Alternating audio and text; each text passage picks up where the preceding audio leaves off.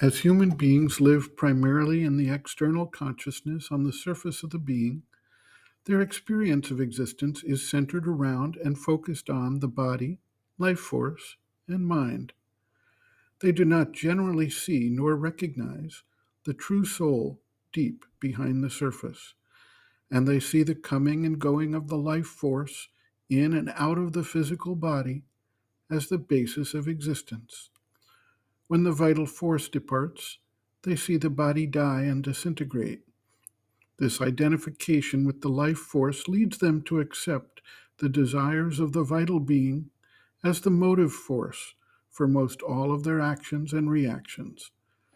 The vital being, therefore, becomes for most people the focus and source of their meaning in life, and thus they are fixated on what Sri Aurobindo calls the desire soul.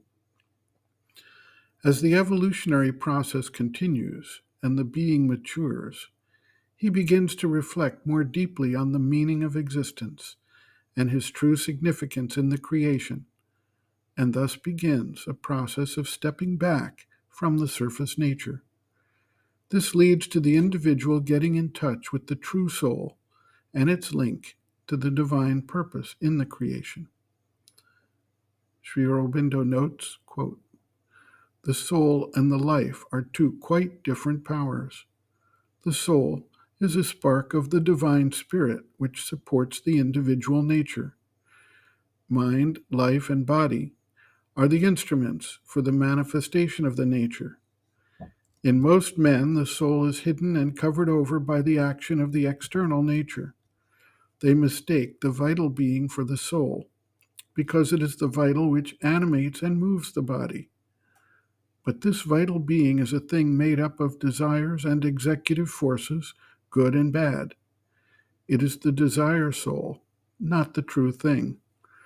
It is when the true soul, psyche, comes forward and begins first to influence and then govern the actions of the instrumental nature that man begins to overcome vital desire and grow towards a divine nature."